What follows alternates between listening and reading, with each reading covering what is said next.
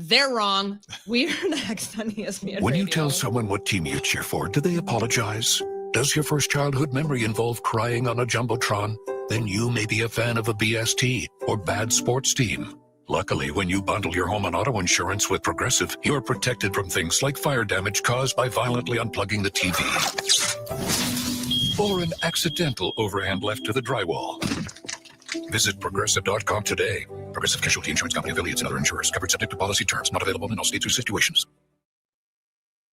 Now, here's your Nashville's game plan from the Game Nashville Sports Network. I'm Connor Newt with your Nashville's local game plan, brought to you by Tennessee Donor Services. One organ donor can save up to 8 lives. Register at donatelifetn.org. This Friday, high school football is back in Middle Tennessee, and our Metro Game of the Week features the NBA Big Red traveling to Pearl Cone High School to take on the Firebirds. The highly anticipated matchup will be broadcasted right here on 102.5 The Game. If you can't make it out to the high school football action this Friday, join me and Big Joe Dubin for the Game Blitz, beginning immediately after our Game of the Week. Your sports live here. We are the Game Nashville Sports Network.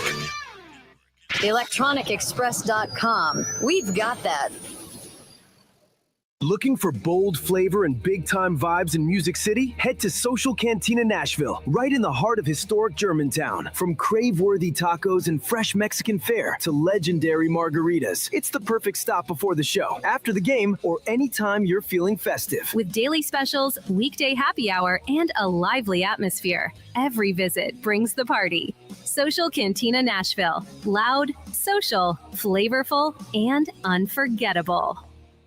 You enjoy the thrill of gambling, but what happens when it becomes a problem? Whether you want to cut back or quit gambling altogether, the Gambling Clinic has been helping people change their gambling for over 2 decades. We're here to help, not to judge. The Gambling Clinic is a Tennessee-based clinic offering in-person and telehealth support to help people win back their life. Visit us at thegamblingclinic.com. This project is funded by the Tennessee Department of Mental Health and Substance Abuse Services. Brought to you by the Gambling Clinic, the Tennessee Association of Broadcasters, and this station.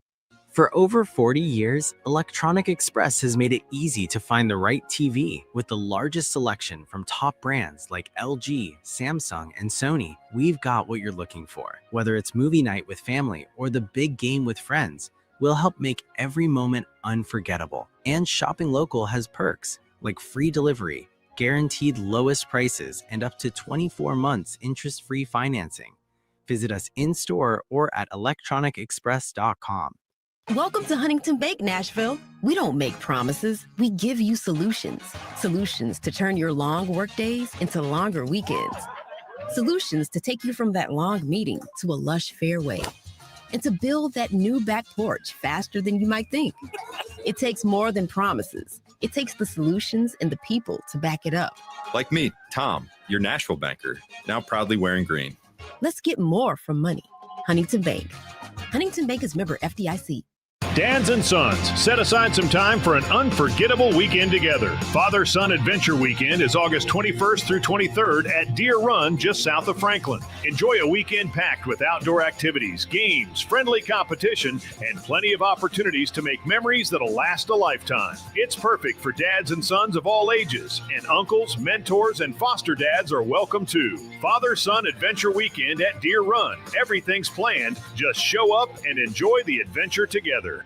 Uncover the magic of the American West at Buffalo Bill Center, Cody, Wyoming's Smithsonian affiliate. A unique Yellowstone experience. 5 family-focused museums with authentic Western experiences, wildlife, and art. Ready for the adventure? Plan your trip now at centerofthewest.org.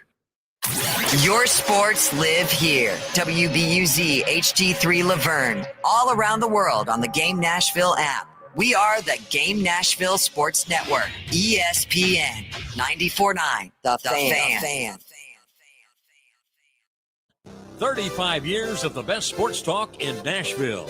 It's the George Plaster Show with Tennessee Sports Hall of Fame quarterback Kelly Holcomb and young gun Lewis Maddox. And now, here's your host, George Plaster. Well, hello, everybody. It is not George Plaster as the host of today's show. I'm Lewis Maddox. We'll be joined by Kelly Holcomb here in just a minute. But, George Plaster going to be on vacation until next Thursday, so you're going to have to be stuck with me and Kelly for this week. 88 degrees in Nashville today. And we got a little rain last night in this Bellevue area where our studio is out here at Ford Ice Center, which means it's a little muggy out there today. So not the best feeling outside, but it's nice and cool when you're inside of a hockey rink, pretty much here at Ford Ice Center, and draft picks up here on the second floor. So let's go ahead and head southeast down to Murfreesboro, Tennessee. Kelly Holcomb, what you up to, man? Talking to you, Lewis. What's up, man? You ready? Dude, I was born ready. What are you talking about? Born ready, huh? Wow, that's big. That's big. Hey. Came out of the womb, huh? Yeah, just like you, man. We were born for this. Hey, how upset were you because you were so excited yesterday when we talked about George not being here? How upset were you when you found out he's going to join us to talk a little baseball here? Saw that. today? I mean, we can't. I thought about that when I saw that you sent this morning, and I was like, golly, we can't get rid of this dude. Yeah. So Danny is dealing with some stuff north of the border, and I believe is traveling today, so he wasn't able to do it. But I guess we got the second best baseball guru that we have access to. I right? guess so, but we don't need to have the whole segment about the Atlanta Braves. Well, because he'll try to run it into that. You know what I'm saying? Well, yes, he's going to want to talk a lot of Braves fans around here. Yeah, We've sure. got Cubs fans, we got Reds fans, we got Braves fans, we got all kind of fans around here. We've got a Yankee fan in the waiting room, Terry McCormick, who we will talk to in just a second. But yeah, we got to talk about a little Braves because something crazy happened last night that was pretty funny that I'm going to show a video of when we get to that point. But yeah, let's go ahead and start this thing off as we always do. Award-winning Terry McCormick's Daily Titans Update. Let's get Terry in here. Terry, how you doing, man? I'm good. And so George is your baseball expert today? George is the baseball expert today. Oh, all right. I challenge you guys, and I want you to do this. I want you to see what George knows about, say, the Colorado Rockies or the Minnesota Twins. Take it in a direction that you know he's not familiar. You bring up Colorado Rockies, he'll just say they're terrible, and that'll be the end of it. That's about his extent You'll of recall knowledge the there. fond days of Dante Bichette and Vinny Castilla. Hey, Terry, are they going to get Aaron Judge back, man? I mean, is he ever going to get healthy or what? He's supposedly doing light work, whatever that means. I would expect that he'll be back maybe in September, hopefully get enough games to get his timing back and get kind of reacclimated because he's been out for a while. They're going to catch the Rays or what? No, they're not going to catch the Rays. They don't. No, They don't hit well enough. They could have the three of us in there, and we wouldn't have the lowest batting average in their lineup. I don't know about that. Hey, but you're still loyal with the hat on. I am. We gotta be loyal, even though it's the evil empire. But Terry, what's going on today? What's going on tomorrow? I know Seattle, I believe, gets in tomorrow. Seattle will be here. I would assume they're probably already in town or getting close to it because there will be joint practice starting at 10:30 tomorrow morning. So that's going to be a fun watch. I think that's going to be a good test for the Titans because, you know, a lot of people disappointed in what Cam Ward looked like in the preseason opener and in the joint practice out there against the 49ers. So another chance for Cam Ward to kind of redeem himself, and not only redeem himself, but against a team that is as good and maybe better all around. I mean, they won the Super Bowl last year. So, you know, this is going to be a strong test for this Titans team to kind of see where they stack up. What do you think do you think the quarterback rotation on Sunday night will be very similar to what we saw in San Francisco, or no? Robert Saleh said the starters, he wanted them to play 25 to 30 snaps, which probably would take up most of the first half for Cam Ward. Mitch Trubisky probably doesn't need a lot of reps at this juncture in his career. He is what he is. And then I think most of the second half is probably going to be a good dose of Will Levis, and then you'll see maybe a little Hendon Hooker at the end if things work out that way. But I think that's probably how it's going to shake out. Two most talked about guys on the offensive line right now, Fernando Carmona and J.C. Latham. What's been the latest around J.C.? This is obviously a big year for him. Is he stepping up to those standards or what? Yeah, it seems to be. So far, so good, I would say, for JC. He started camp on the PUP list, but he came off pretty quickly. And I think they were very pleased with how he played in that 49ers game, the run blocking. And they ran it to the right a lot behind JC Latham and Fernando Carmona. The interesting point there is that JC is in his third year in the league. He's younger than Carmona, who's a fifth-round rookie. Are you serious? Wow. I didn't know that. JC, I think, is like 22, and Carmona's already like 24. Wow. Wow. That is unreal. I did not know that. I've asked you about Anthony Hill Jr. a lot when I've had the opportunity to, and you've been high on him lately. Is this something to where we actually see this guy a good amount this season, or? I think eventually you will. I think right now, I got to think that Cody Barton is the guy they're going to go with just because he's the seasoned veteran. He's a guy that, can kind of guide some of these younger guys through making the calls and things like that. But Anthony Hill's time, I do believe, is coming. It wouldn't shock me to see him be a starter before the year's over, certainly. I love it. Terry, you got anything else for us? No, that's about it. We'll have a report from after practice tomorrow and let you guys know how the Titans fared against the Seahawks. Go ahead, Kelly. Terry, what about Carnell Tate? I mean, I know that he got they took him. He didn't practice the other day, but I think they took him off. How is he? Have you heard anything about him? They're hopeful that he's going to be able to go on Friday. They didn't think it was just a little bit of stiffness and a little bit dinged up. I think he should be a go, maybe a little limited, but he should be a go for Friday. Okay. Thanks, Gotcha. brother. Hey, Terry, award-winning as always, man. We appreciate it. All right. Don't forget to ask George about those Rockies and those Twins. Oh, I will make sure of it now. See you, Terry. See you, brother. That was Terry McCormick's Daily Titans Update, which means it is now time for the debut of Clay Tillman on the George Plaster Show. He's going to be handling the update for this week as I'm hosting and George is not here. So Clay Tillman joins us on the stage here. Clay, what you got for us, man? Well, Lewis, I want to start off and I appreciate you allowing me to come on and give the daily sports update, the infamous daily sports update that we've been doing a long time on the show. And also, Kelly, it's a pleasure to meet you. And believe it or not, I work for George. Oh, wow. Sorry, brother. Hey, it's all right, man. The one thing I don't like is George makes me do a lot of his chores for him.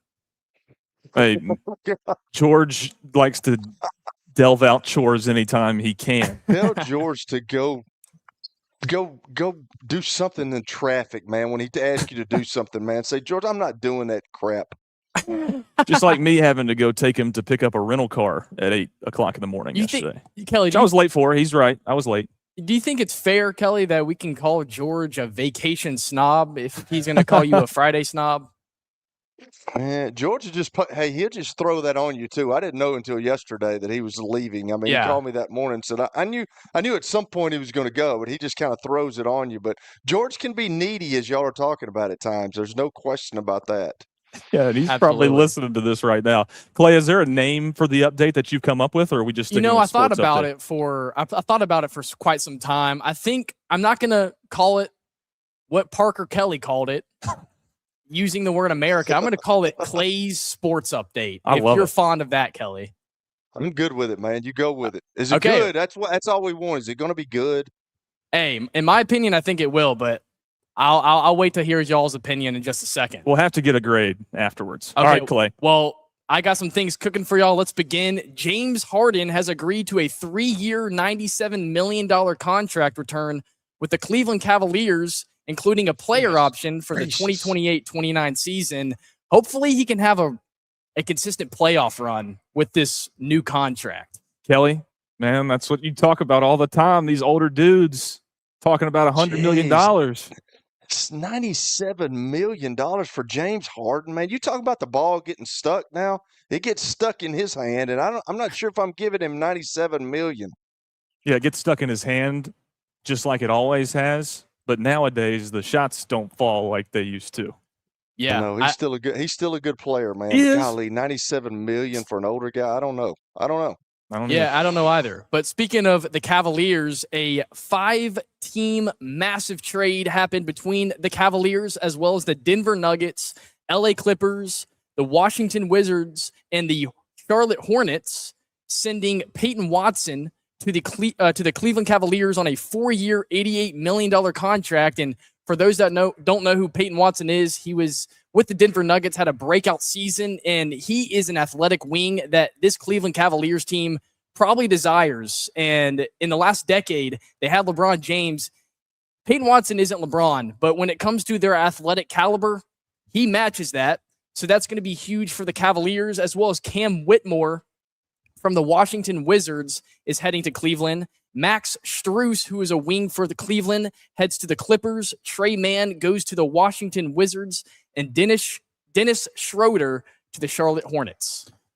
It almost seems to me like after Cleveland lost out on the LeBron sweepstakes for the third time, that they are just now like, we had this money set aside. Why not go out and spend it? I don't know if they've spent it wisely, but it sounds like they're trying to do something.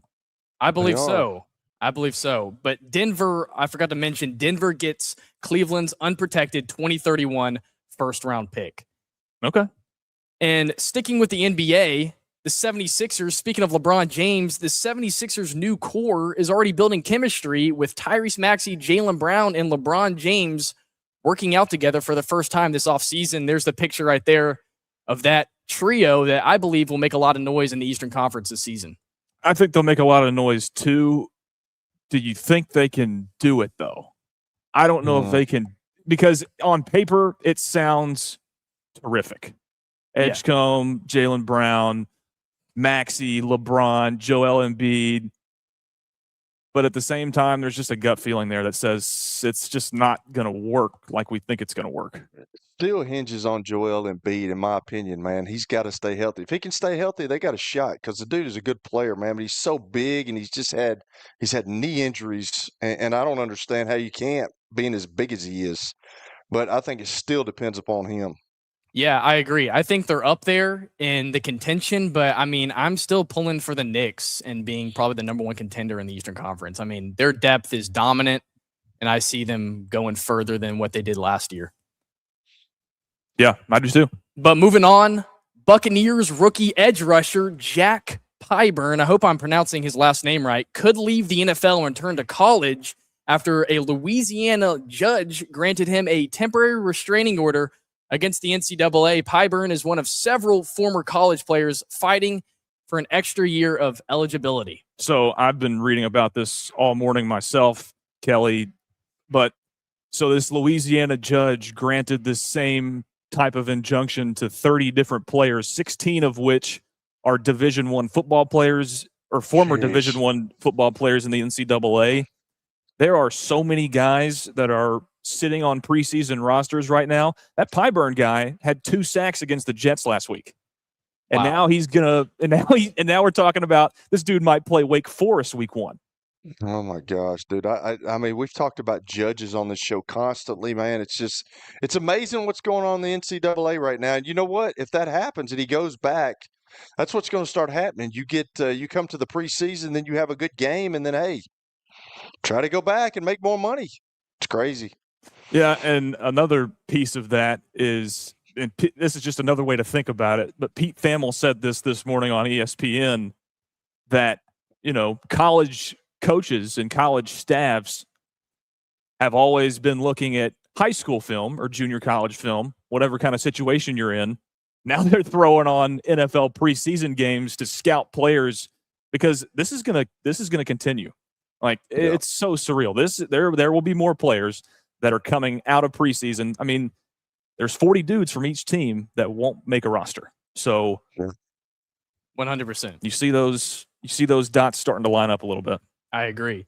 Speaking of college football, Oklahoma has rewarded Brent Venables with a new 6-year contract extension through 2031, reportedly worth more than $10.5 million per year. Do you think Brent Venables deserves this after a 10-3 season and making the college playoffs since 2019?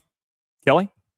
Man, I'm not sure about that. I got to see some more. I mean, last year he did okay, but the year before we were talking about him being on the hot seat. I don't know. It's kind of like the Kalen DeBoer deal.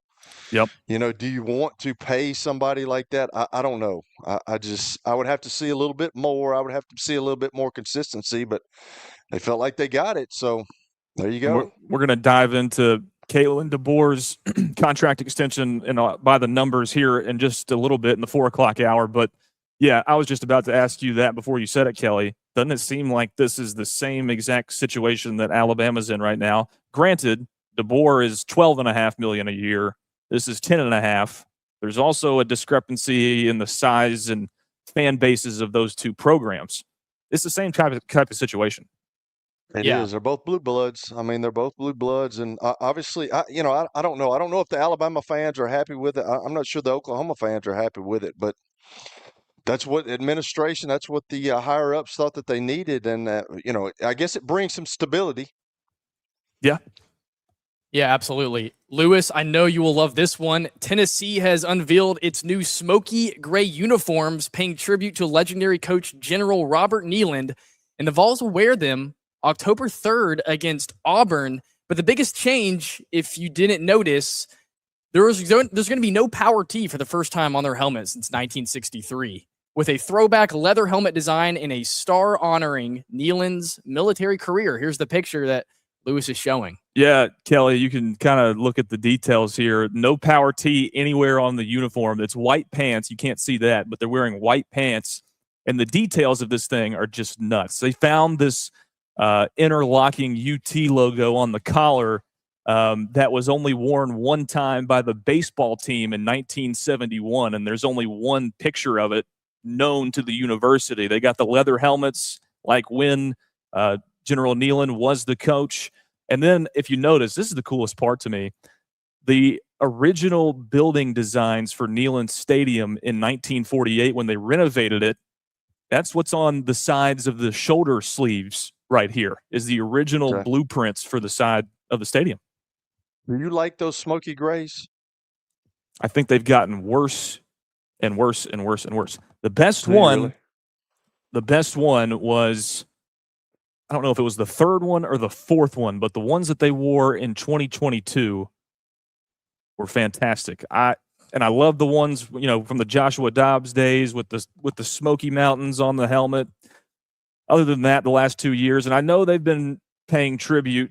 This one to history. Last year's was for the military service, salute to service, but I haven't been a fan of them the last 2 years for sure.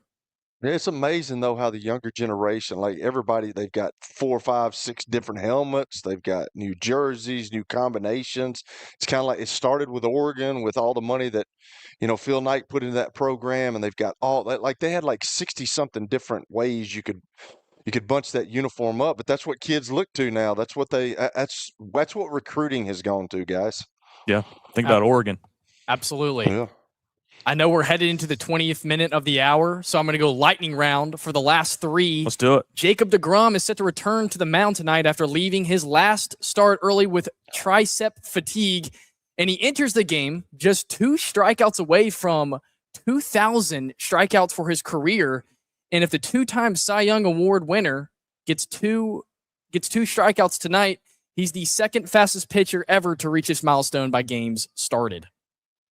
Pretty sweet. Super cool for him. Vita Veda's hold-in is over after the Buccaneers agreed to a new 2-year, $48 million extension with $30 million guaranteed. And if you remember, before camp started, Vita Veda requested a trade from Tampa Bay, but it looks like he was happy with this new contract, so he's deciding to stay as one of their biggest defensive anchors for a Buccaneers team who's trying to compete for this tough NFC South team.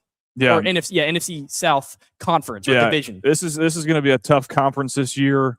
But yeah, they were going to have to pay him. They couldn't risk the opportunity for him to walk. He's just too good. He's one of the top interior defensive tackles in the league. You can't let that guy walk. 100%. And lastly, a controversial fair or foul call involving Pete Alonso has the Orioles questioning why MLB doesn't have better technology around the foul poles. Here's the video. As homered.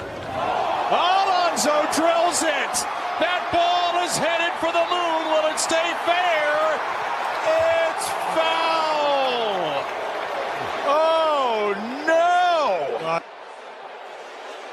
You got to see if you're in the dugout.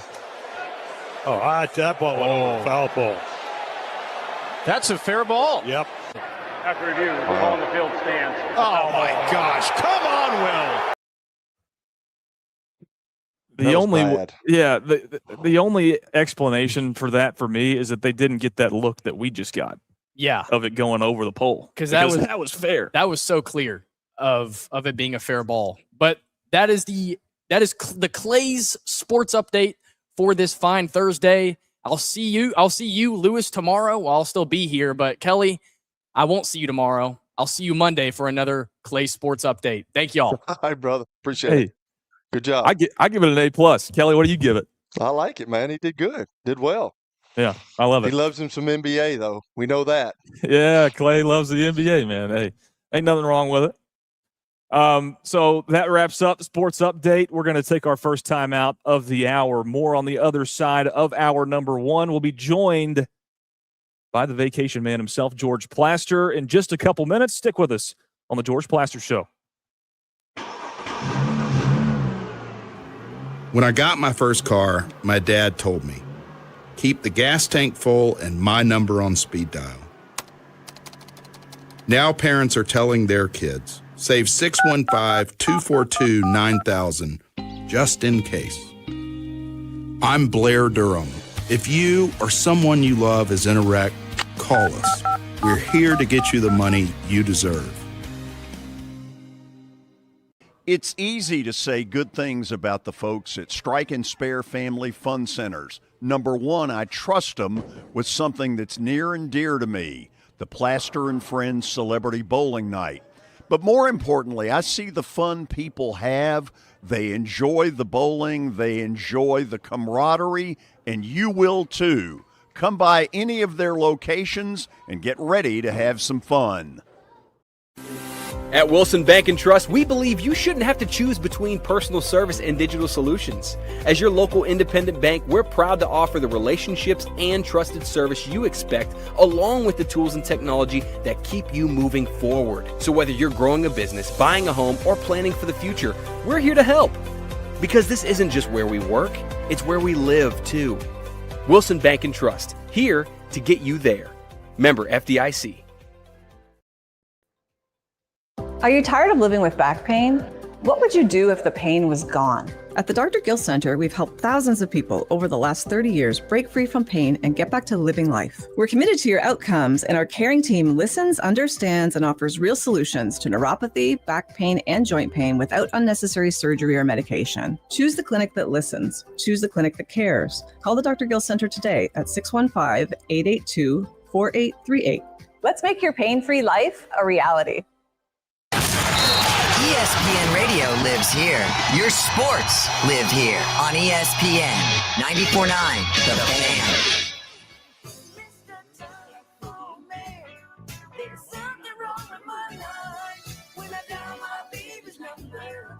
Telephone man, and we've got somebody on the telephone waiting for us. George Plaster is on the line. George, we thought we got away from you, but one day later, here we are. How you doing? Well, I'm good. How are you doing? Me and Kelly are doing fantastic and rolling right along. Just so upset that you're not with us today. Yeah, sure you are. How was the trip? How was the trip, George? It wasn't bad. I sort of split it up halfway. Did a little bit of it last night. Did a little more of it today, so it wasn't bad at all. Fantastic. Hey, before we get into actual baseball stuff, I think it'd be crazy to not ask your opinion on everything that's gone on this morning in the world of college football with this new injunction that's granted these players the opportunity to come back and play college football after they've been in the NFL. Well, I don't know a lot legally about what they based the decision on. I've been a little baffled by court decisions for about a year and a half now. I don't know what judges are seeing, what they're thinking. I thought the dumbest of all of them was the Brendan Sorsby decision. y'all have heard me go on and on and on about that. To me, in that case, the judge either was covering his butt, because he's from Lubbock and was having to deal with the locals, or he's just downright stupid. And I don't mean to sound that disrespectful, but I don't know how else you could have made that decision. This one, I just haven't read up enough to give you a really good opinion to say, okay, I get it, or okay, I don't.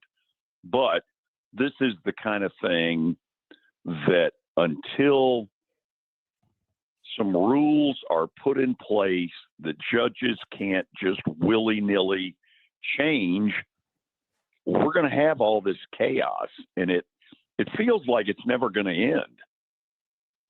Yeah, I know it. It's a very weird situation, not a good situation. Obviously a no-brainer for some of these guys that would get cut from a preseason team, but also very bad for the integrity of college football. But moving on to baseball, did you watch Braves Angels last night, or were you not able to do that? It was Braves and Twins. Twins, excuse me. Did you watch it? I didn't see it. I'm aware that Grant Holmes today had a no-hitter through 6, and I guess lost it at some point in the 7th inning, and they went and got him. It's one of the things that's really changed in baseball is that managers are so paranoid about pitch counts that pitchers who have no-hitters, and in the old days, it virtually didn't matter unless a guy's arm fell off. They were going to give him the chance to get the no-hitter. Now, virtually nobody gets that chance. And to me, that's unfortunate. Okay, well, I bring up last night's game because of the fight that broke out between Reynaldo Lopez and Jorge Soler. It was a high and inside pitch. Soler did not appreciate that, and he came up after Reynaldo. Have you seen that video? Has anybody seen that? Have either of you guys seen that? I have not. I'll admit until 10 seconds ago, I didn't even know it had happened. Okay, well, it was a very interesting situation because of how the conflict was resolved. George, I'll explain it to you and our radio listeners before I show this 10-second clip. But the manager of the Braves, Walt Weiss, is the one who stopped this thing from continuing. He tackled Jorge Soler. So for our streaming watchers, let's take a minute. Hold on a second. Hold on a second, Lewis. This is something that happened months ago. Are you serious? Yeah. Why did I just see it this morning? I don't know, but this is something that happened months ago. Reynaldo Lopez, at the moment, is on the, whatever you call it now, the injured list. Okay, well, pardon me. We'll move on from that. It was good form. It was good form from Walt. Kelly, What'd you say? What fine is that? That's a scene. Everything when you do something like that, George. It's a C note. So he's got $100 fine. At the end of the year, we'll go somewhere nice to eat. We'll go to Cane Prime or somewhere, one of your steakhouses, George, to eat. But yeah, he's got to throw $100 into the pot. So by the time I get back, he'll be paying me during the next paycheck. Oh my gosh! That's right. Of course, the one time this happens is today. But let's move on. Braves 4.5 games up on the Phillies now. It was up towards 8. George, what's your take on that? Are they coming back up in your rearview mirror or what? Oh yeah, there's a little DEFCON 3 going on right now. Not DEFCON 5, but a DEFCON 3. Number one, they're not scoring a lot of runs. I got to look here and see if they've held on for the win this afternoon because it was going to the 9th. Now they're in the bottom of the 9th, up 2-0. The problem for the Braves is the schedule now. 3 in Milwaukee this weekend. Friday, Jacob Mizorowski and Chris Sale, who are likely to come in 1-2 in the Cy Young Award. They're going to pitch against each other Friday. Anyway, Braves have got 3 in Milwaukee and then 3 at home against the Dodgers. And, you know, you could see a scenario where if they continue not to score any runs, that by the time that Dodgers series is over, it could be closer to DEFCON 5. Their offense has got to pick it up. Yeah, and they've got to deal with the Brewers first. George, is that they've been one of the top teams all season in the MLB, but is that, in your opinion, a contender, or is this just a really good regular season baseball team? Milwaukee? Yeah. It's hard to tell because in the past, that's been the rap on them. Pretty good in the regular season, but nobody ever really said, you know, Milwaukee's going to get to the World Series and they might win it all. The weird thing is, I could have said the same thing about the 2021 Braves who won it all, because until they got to postseason, there really weren't a lot of people sitting there going, you know, the Braves are going to win it all. But what ended up happening back then, 5 years ago, their bullpen just shut everybody down, led by a guy named Tyler Madsick, who I think I'm right is no longer in baseball because of injuries. You know, a lot of this is just simply who gets hot in October. I mean, you look at the American League right now, there are about 10 teams that could get in the playoffs, and not really a lot of them feel like they're all that good. In the National League, you've got a superpower in the Dodgers. Maybe you do in Milwaukee. Maybe you do in the Braves. But, you know, it's the Dodgers until somebody stops them. Yeah. Hey, and speaking of those teams that are kind of on the fringe of making it in, wild card teams, in your opinion, is there anybody from that group that could make more noise than maybe some people think, or even go pretty far in the playoffs? Is there anybody like that? There probably is. All year long, I've wanted to say it's Seattle, but I don't know what's going on in Seattle. You know, they're under 500, even though they're on the fringe of contention. I don't get the Mariners. They never score a run at home. It's like they're playing in the Grand Canyon when they're at home. You know, San Diego and Philly are probably the two, and somebody's out there going, George, don't be so sure Philly doesn't win the division. And they're right if they, you know, are kind of putting that disclaimer out there. San Diego's one that in recent weeks has started to turn it on. Manny Machado has finally, you know, found some level of groove. Fernando Tatis has started to turn it on. Those are the two offensively that have to lead that team. And when they do, San Diego's pretty tough. The problem is this year, for most of the season, neither one of them have. But recently, in the last 2 to 4 weeks, they've started to. Yeah, I'd love to see the Padres knock off the Dodgers. They hate the Dodgers. You know, the Dodgers kind of treat them like that little stepchild you just sort of brush, you know, away with yesterday's trash. It'd be fun to see San Diego do it. Yeah, would be. Hey, last thing before I turn it over to Mr. Holcomb here. Terry McCormick wanted me to ask you about your opinion on the Colorado Rockies. What about them? He just wanted to know what you know about them, because you're our baseball guru today, and he had some things to say about that. So he wanted to know what you know about maybe the lesser teams in the Major League Baseball. I mean, that's what I said you'd say. They are what they have been now for about the last 4 years. And Danny brings it up a lot. They just don't appear to have much of a plan in particular in the pitching department. They can't get free agents to sign there because it's a ballpark where pitchers go to die. It's really a hard deal they're trying to fight. The Dodgers just went in there and swept them. I was listening to the game last night driving down here.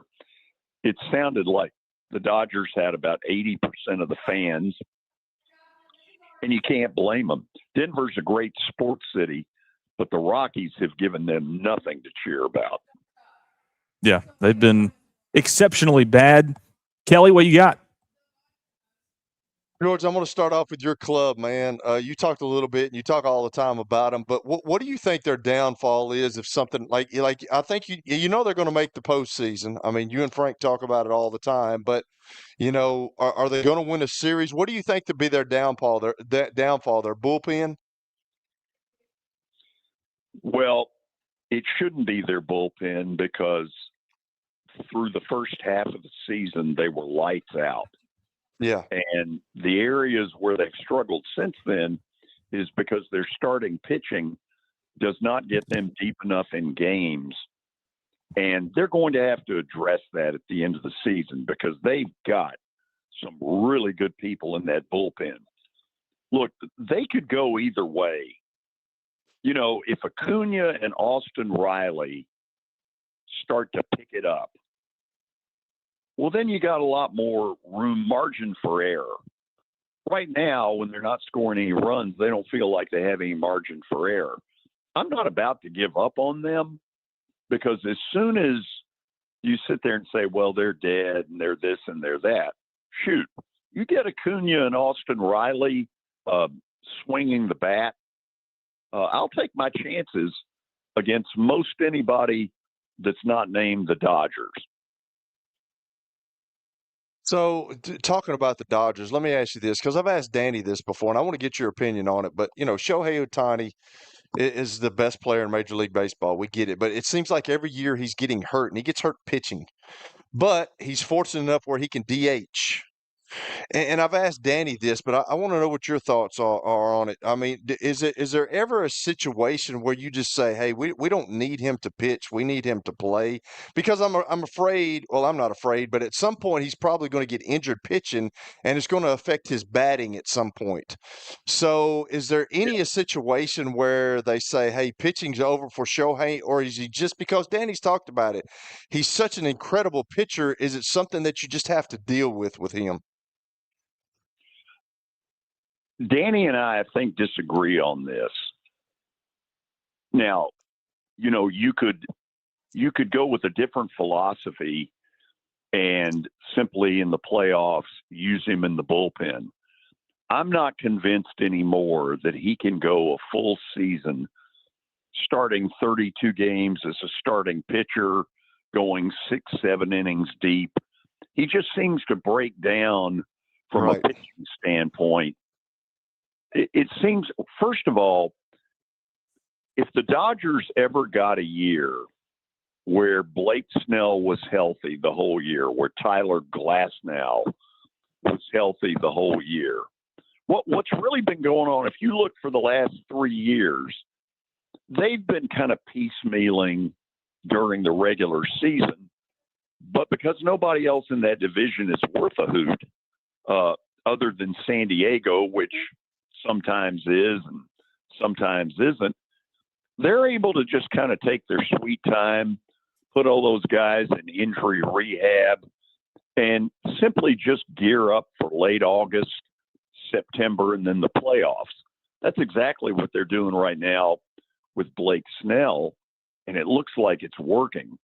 I mean, I don't want any player to be hurt, but boy, it would sure help everybody else if Blake Snell just suddenly crawled in a hole instead of what he's doing. I've seen his starts since he came off rehab, and you're like, dadgum. Just what the Dodgers need. More great work. Is that the only thing you think that could keep the Dodgers from winning it again, George, is injuries? Kelly, I've had a different opinion that the best shot to get the Dodgers was going to be if the Braves could move ahead of them into the 2-hole, where the Dodgers would have to play a best 2 out of 3. If you've only got to beat them twice, that's a lot easier than beating them 4 times. The problem with that theory is those games would be at Dodger Stadium. When they're on their A game, there isn't anybody out there that can beat them. Right. I mean, they just simply, you look at their year. Kyle Tucker hadn't hit a lick, and it hadn't mattered. Ohtani gets hurt, really hadn't mattered. Blake Snell, he's gotten hurt, really hadn't mattered. Glasnow's gotten hurt, really hadn't mattered. Where Danny and I disagree is Danny likes to point out that they have made really good, shrewd moves, and they have. I agree with Danny about that. But it's a whole lot easier to gamble when you've got the kind of bankroll they've got. If you got $10,000 at the blackjack table, so what if you lose 3 hands in a row? That's kind of their, MO. They got a lot more margin for error than the Indians. Well, the Guardians, Kansas City, the Marlins, the anybody with all the money they seem to have. And it's why I believe if the Dodgers win a 3rd consecutive World Series, you can take it to the bank. We're going to have a lockout, strike, whatever you want to call it. Do you think, because we've got Pogie's a big Brewers guy. We've got guys that love the Cubs. You think the Cubs are going to catch the Brewers? No, not really. They're playing better. I just don't think they're going to get to that point. They're what are they right now? 5 back? I think, yes. Yeah, I don't think so. It's 4 now. The Cubs are a team that could do a lot of damage. One of the things you got to remember, by the time you get to October, a lot of the weather patterns have changed. In particular, in warm weather cities like Atlanta, where the ball flies out. Well, all of a sudden you get to the playoffs, you don't really have that. At Wrigley, you couldn't get a ball out in October with a bazooka. I don't know if that hurts them or helps them, but it's a much different game in October, if for no other reason than it's the weather. And teams have to learn to play some small ball. The Braves have no clue how to do that. I thought it would hurt them in years gone by, but some years in October in Atlanta, it's really hot, and then some gets a little nippy. And this is my last question, and it doesn't make a hill of beans because it's already over for them, but it's kind of one of those Danny questions I ask. It's not a GM question because you never were a GM. We all understand that. But we talked about how bad the Mets were, and the Mets in their last 15 have won 11. Since the All-Star break, I think they're 11-4, and they've done it without Juan Soto. How do you explain that? I ask Danny those questions all the time, but it's just getting hot, I understand, but they're out of everything. They're last in their division. They're not going anywhere, but yet they get on this winning streak. How does that happen, George? Well, I know I used to think this about Bryce Harper. I didn't think it was a coincidence that the Washington Nationals in 19 won it all the year Bryce Harper bolted. Yeah. I don't know what it is with Juan Soto, but I'll guarantee you their owner is asking all their baseball people the same thing. They have paid him an absolute third world country to play for the Mets. It hadn't worked. Nothing has worked. And now all of a sudden he gets hurt and they take off. You know what? I think it's a great question. I don't have the answer to it. But if I'm New York, I better come up with an answer. Yep, absolutely. Hey, George, last thing. Pete Crow Armstrong over Ohtani right now in terms of most valuable player trophy talks. Are we at that point?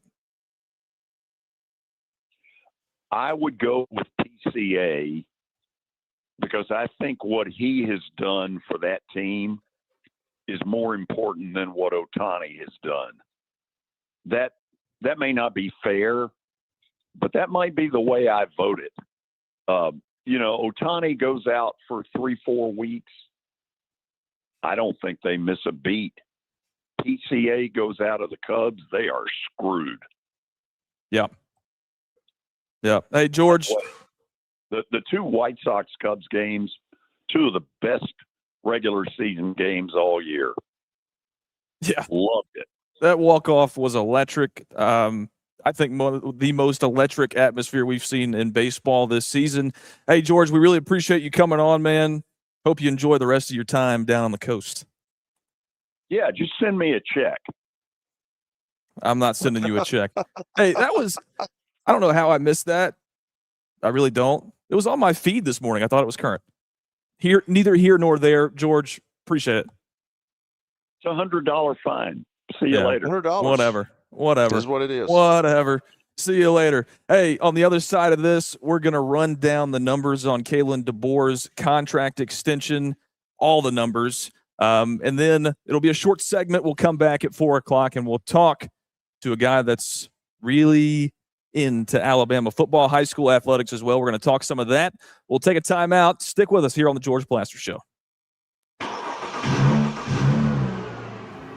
When I got my first car, my dad told me, keep the gas tank full and my number on speed dial. Now parents are telling their kids, save 615-242-9000 just in case. I'm Blair Durham. If you or someone you love is in a wreck, call us. We're here to get you the money you deserve. Don't believe me? Let me show you. It's jazz, improvised and unpredictable. It's rock. The crowd explodes like a guitar through a wall of amps. It's rap, fast, sharp, all rhythm and timing. It's country, nothing but 3 outs and the truth. Do you believe me now? Look, no matter what music you're into, the hottest track in town, Nashville Sounds Baseball. Welcome to his city. You've heard me talk about the putting zone. Well, guess what? It's now open, and it offers a revolutionary indoor golf experience featuring state-of-the-art putting surfaces designed to replicate real-world course conditions. It allows players of all skill levels to practice, compete in tournaments, and connect year-round. Go by and see them at 3040 Sidco Drive and tell them Plaz sent you. Football night in Nashville is back, and it's ready to roll from Sports and Social in Green Hills Mall. Our next event is the opening night of the NFL regular season, Wednesday, September the 9th, Super Bowl rematch, New England at Seattle. And then the next night, Thursday, September the 10th, it's the Rams and the 49ers. It's football night in Nashville with great prizes, incredible televisions, and fun that's guaranteed. Plaster Show. Your sports live here on 94.9 The Fan.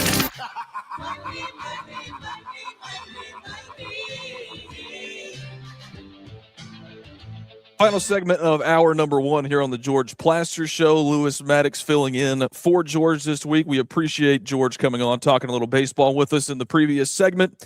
Now we're going to gear over to a little football.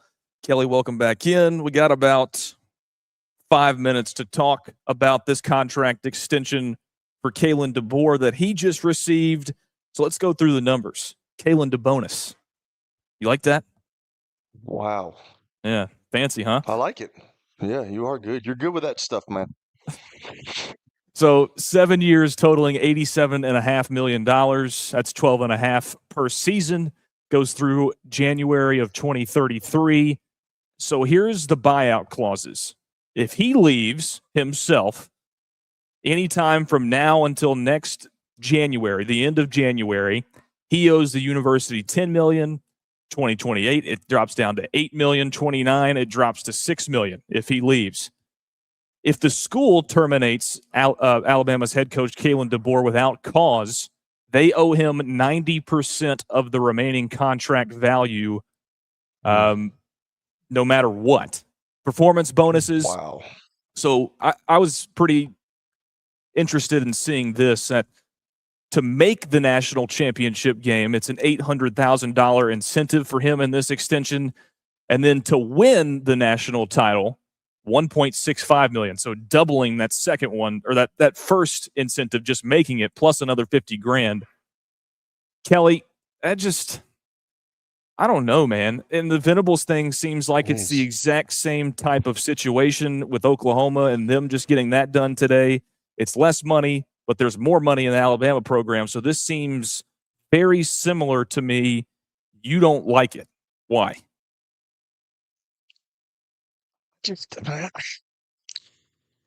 I like Kalen DeBoer, man. I really do. Like, if you're asking me about Kalen DeBoer versus Brent Venables, I'm going to take Kalen DeBoer because I think Kalen DeBoer is a really good football coach. He's done really good when he was Alabama, since he's been at Alabama the last 2 years. I mean, he truly has. When it was a different situation when Nick Saban took over, like it was downtrodden. There was nothing there. There were no players. He got beat by poor old Louisiana Monroe, as George liked to call him. Yes. Yeah. But Kalen DeBoer got left with all these players that Nick Saban had built up. So I think he's done a really good job. I really do. And if you're asking me between those two guys, like I said, I'm taking Kalen DeBoer. I just don't know if he's done it enough. And I don't understand why. Maybe it's what George talked about. Maybe he was getting lured by the Michigans of the world, or maybe somebody else that we don't even know about. And the athletic department, the AD, the university hears about it, and they want to bring stability, and they like what he's doing. Although the fans are kind of, fans are wishy-washy. One day they're for you, one day they're against you. I want to know who's his agent, because that's a pretty good contract, man. Like if you leave on your own, well, then that means somebody's paying you a lot more, and you're going to be able to pay those, to leave. You're going to have to pay that. But like if the school lets you go, you get 90% of that contract, man. That's a pretty good deal right there. So, and then, you've got obviously those incentives for, just going to the national championship or winning a national championship. I'm not sure there's enough there for me to see with both of those guys. Like Brent Venables, I know we made the playoffs last year, but like the year before, they weren't very good, and everybody was talking about he's not going to be there much longer. And now they go and do this. So I don't know. It just, George has talked about it. I've talked about it. I've seen situations where sometimes these ADs and these presidents make these rash decisions and give these huge contracts, and I don't know if it's worth it at that point, but that's what they've been doing. Yeah, and I would say this, and what you mentioned about the 90% thing, just to put that into perspective, $87.5 million. You're getting paid $12 this season, so if he leaves after that, or he's terminated after that, that's still 90% of what, like $75 million? Like that's absolutely. A check right there. And the most that's a nice check. Yeah, and the most that he would have to give up is 10. So yeah, it's a really big difference. Kudos to whoever got that deal for him. Hey, right before we head out for the first hour, what do you see happening in this with the buyout clauses? If you had to say right now, how much longer can Kalen DeBoer last at Alabama without reaching the pinnacle? Ooh, I don't know. Nick Saban has made that place kind of unrealistic. Let's be honest. And I think that they've got to start realizing that in this new landscape of college football, it's like free agency in the NFL. You could be bad one year, but you could get the right group of players to come in the next year, and you could be really good. So I just don't know if there can be some consistency there like Nick Saban had. And hopefully fans understand that, but I don't know if Alabama fans ever will. They're used to winning national championships with Bear Bryant, with Gene Stallings, with Nick Saban. They're used to that. So I don't – Man, I say 3 or 4 years. Like if you go 4 years without even sniffing one, you're in trouble. Yep, you would be in trouble in Tuscaloosa going 3 to 4 years without sniffing a national title. Hour one is complete. Drake Colley from Columbia, Tennessee joins us on the other side of this timeout. We'll talk a lot more about this Kalen DeBoer situation in Alabama football on the George Plaster Show. The director is back. Hello again, everybody. It's the George Plaster Show. Hope you'll join me, Kelly Holcomb, and Billy Derrick Monday through Friday on 94.9 The Fan from 3 to 5 p.m. Talk sports with the Plaz. The George Plaster Show. Weekday afternoons at 3 on 94.9 The Fan and the Game Nashville Sports Network. Have you always wanted to learn to dance? This is your chance. Nashville Dance Fest returns Labor Day weekend, September 4th through 6th at the legendary Nashville Palace for the ultimate country dancing and music festival. With beginner to advanced workshops, live music all day, concerts every night, competitions, silent disco, social dancing, and one of the best dance communities anywhere. This is more than a festival. It's family. You don't need a partner. You don't need experience. You just need to show up ready to dance. Tickets on sale now at NashvilleDancefest.com. All boogie, no drama, y'all. Future leaders begin at DePauw University. In the School of Business and Leadership, students gain the skills and confidence to make their mark and change the world. Step up, stand out, and lead with purpose. Learn more at depaw.edu. 3 days, 2 big nights, 1 huge weekend. The Marlin and Woods Memorial Weekend takes over Duck River Raceway Park August 20th through the 22nd. The Riggs Fiber Ultimate Super Late Models battle for $3,000 to win Friday and $5,000 to win Saturday. Plus, the Marlin Memorial Factory Stocks and Woods Memorial Kids Mini Cups. With $58,200 in guaranteed total purses, this is one weekend racing fans won't want to miss. Duck River Raceway Park, Nashville's closest dirt track, just 10 minutes from Henry Horton State Park. 30 years ago, Nashville became a major league sports town with the Predators and Titans. Nashville's own Jay Greider has penned a book titled Last Call that chronicles everything from college sports to Nashville's rise as a major sports destination. Over the course of his nearly 3-decade career in Nashville sports, Jay gives us insight on the people, the events, the teams, and challenges that helped establish Nashville as a major sports city. If you're a longtime Nashville sports fan or new to the area, this is a must-read. Get your copy today on Amazon. Look for Last Call by Jay Greider.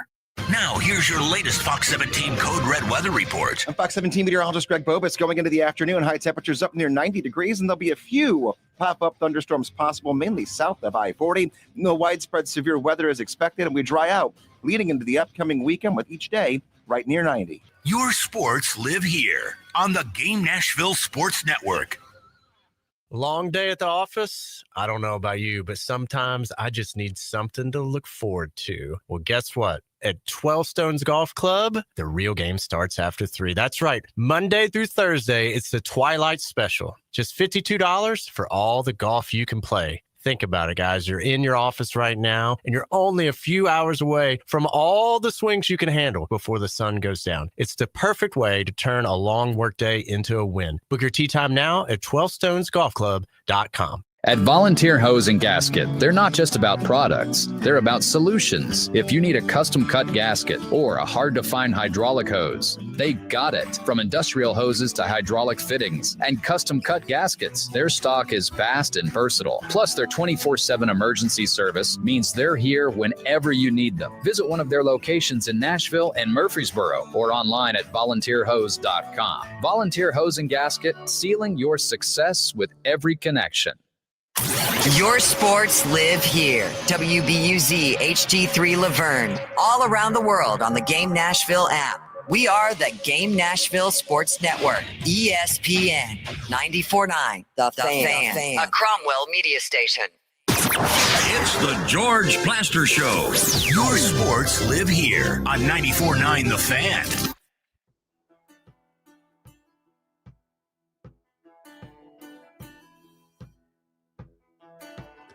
The Chain bringing us into the 4 o'clock hour of the George Plaster Show. Welcome back in. Lewis Maddox here. We'll start the 4 o'clock hour like we always do here with the stat of the day.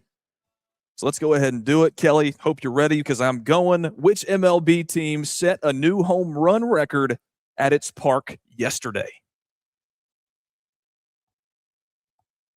Major League teams. So this is all on me now, and you're going to ask me Major League Baseball questions. I didn't make this graphic. I didn't ask the Was question. who was it? Was it Clay? Who was it? No, it was Connor, our graphics guy. Connor. Okay. Tell Connor to go play in the mud. Man, golly, I would have no clue. Let's say I don't even the Cubs. I don't know. Okay. Well, you were incorrect. Pirates. The Pittsburgh Pirates have 82 on the season, breaking the previous mark of 81 set in 2003. That's before I was born.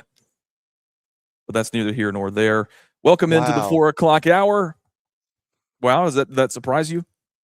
Yeah, what year were you born, Lewis? 2004. Golly, dude. Really? Yeah. I've already been in the NFL for 10 years, man. What are we doing? I don't know. Time flies when you're having fun.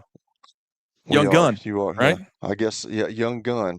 And then George can't get you on, on the commercial during the break. I mean, it's still Billy Derrick on.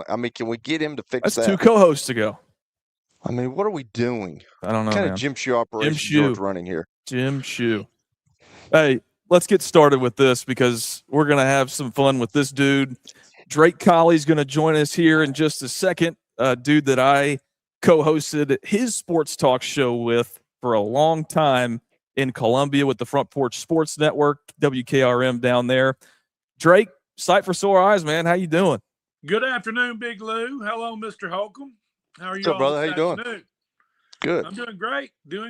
I'm just so flattered and honored to be on the air with two local legends in Tennessee, the Fayetteville Falcon Flash, known as Kelly Holcomb, and Mr. Holcomb, the great Lewis Thompson was your coach, was he not? Is that right? He was, absolutely. Yeah, Coach Thompson was my guy.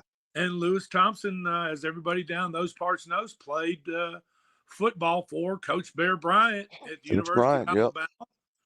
And, of course, Big Lou Maddox of sports, broadcasting, and football fame from Columbia Central High School, and is now in the big city, has left the country. You know, it reminds me of that old story, Country Mouse, City Mouse. You know what I'm talking about? Now Lewis has become the city mouse and leaving us country mice down in Columbia just to fight for crumbs, a little bit of broadcasting crumbs that we can get. So, even though, Drake, I'll see you next Friday at where are we at? Battle Creek? And we are at Central? Mount Pleasant, Battle Creek, yes. This week, but next week it's Battle Creek, okay. Columbia. I'm sorry. Tomorrow is Mount Pleasant, Battle Creek. Yes. Okay. So Friday, I can't think that far ahead of time. I'll get confused. Well, I'll be seeing. At my age, I can't think that far ahead of time. I just have to do it one day at a time. Well, like AA, just kind of like AA. I have to do it one day at a time. So. Well, I'll definitely be seeing you next Friday at Battle Creek. But before we get into football stuff, your career, talk about the logo that's on your shirt, what the Front Porch Sports Network is, what you do involving that station down there.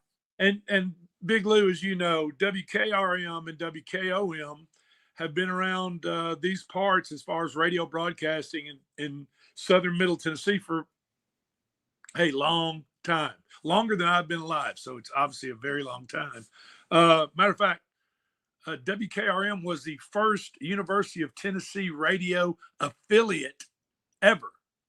So that is historically something to hang our hat on down here in Columbia. And, they've been covering the Columbia Central Lions sports, for over 75 years. It's up at 80 now.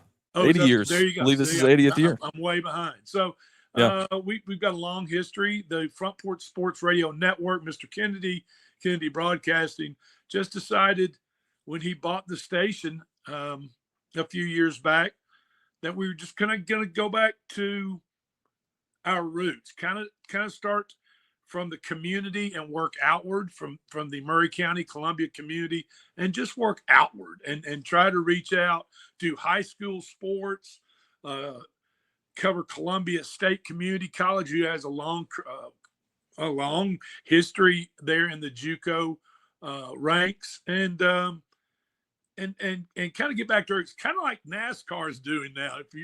If you know what I mean, NASCAR kind of jumped out there and they were all big and bloomed and had all this pomp and circumstance, and they were all over the place. And then they started to lose some of their base fans, I think, and they just got a little too big for their britches, I think, and they got too expensive, and it was just your family of four couldn't afford to go to a car race because they just got too big, I thought.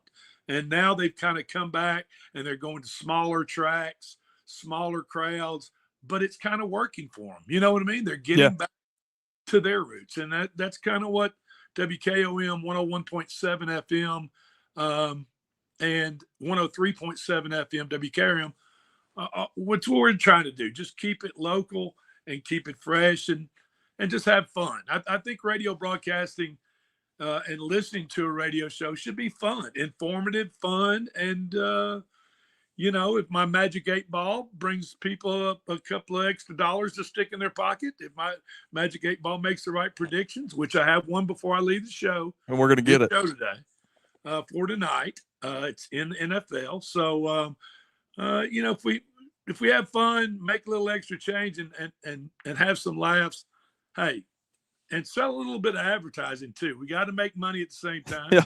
But hey, it's all about having fun, right? Yeah, And, you're absolutely right. Oh, by the way, Mr. Holcomb, back in the day, I can tell you how long I've been playing fantasy league football. I had you on one of my fantasy league teams. Hey, did you really? Absolutely. It's been a long time ago, Drake. It was a long time. Hey, let me tell you how long ago it was. And fantasy league owners out there, listen to this. The commissioner of our league, of our 10-team league, had to wait till Monday Night Football was over so he could get the newspaper out and go through every single player on every single team on the statistics on Tuesday morning after Monday Night Football was over. That, you're talking about a pain, a pain. That was a pain. And I never volunteered to be commissioner. So there you have it. But you were on one of my teams, Kelly. Absolutely. That was a long time ago, brother. That's right. Hey, and but now it's super easy. Now ESPN does it all for you. You don't even have to pick your own. You don't even have to pick your own team. They'll pick your own team for you. So, and oh, by the way, we had an opening in our league that we're in now here in Columbia. The first year, Lewis? First year you went, we beg and about like pulling teeth to get Lewis to come in and play the fantasy league with us this past year or the year before. That's his first year. I can't remember. Lewis wins the whole thing. That's what I was about to say. Please don't tell me this clown won it. Walks away with almost $1,000 in prize. Oh, wow. What a joke. I mean, hey. What a joke. I ain't been close since then, but King Louis. Yeah, all the other owners has been cursing me ever since I invited Lewis to come into the league. Hey, Drake.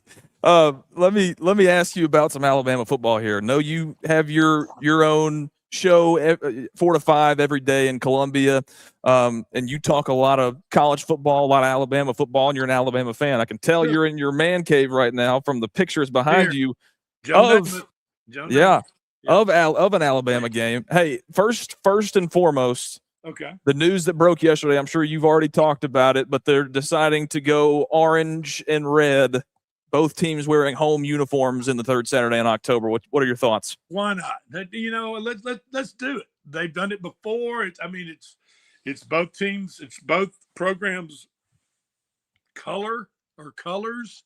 Yeah, let's go for it. Why not? Don't you? Do you have a problem with it?